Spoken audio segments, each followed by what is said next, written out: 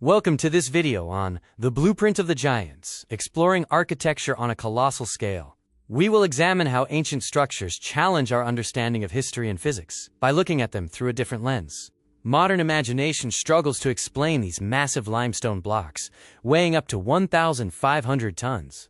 Without mortar and with microscopic precision at the seams, standard history attributing this to thousands of workers with wooden rollers seems inadequate. Physics suggests we need a different paradigm.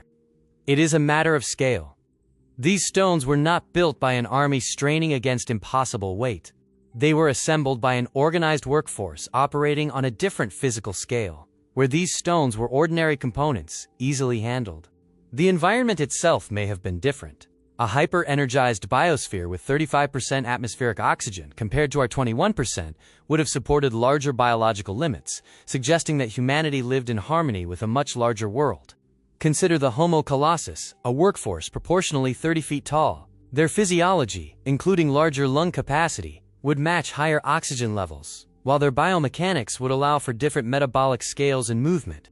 Engineering at this level relies on three key mechanisms: biological leverage, direct hand-to-stone manipulation, and acoustic resonance. When the workforce scales up, the logistical nightmare of moving massive stones becomes a matter of applied physics. Using torque, a small crew could generate enough kinetic leverage to move 1,000-ton blocks. By increasing the length of limbs and levers by a factor of 5, they would experience exponentially greater force. Biomechanically, a 30-foot-tall builder would have hands nearly 4 feet wide. This allowed them to physically steady and micro-adjust massive blocks by hand during construction, explaining the perfect seams we see today.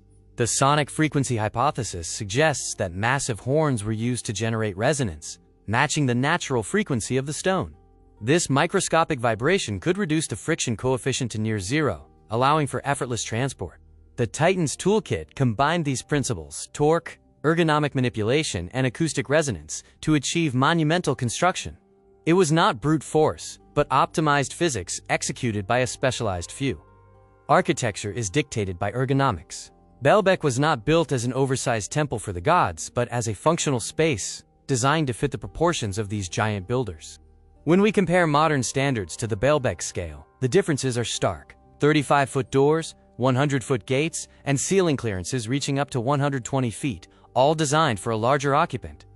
What seems like a cliff face to a human was merely a comfortable stride for these architects. Their scale was fundamentally different from ours. If we place these sites in deep time, we realize their biology may have been composed of materials that could not survive as fossils.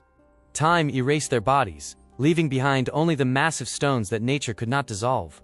In conclusion, these foundations are not the limit of ancient human labor. They are the ordinary, everyday surroundings of a world scaled grander than our own.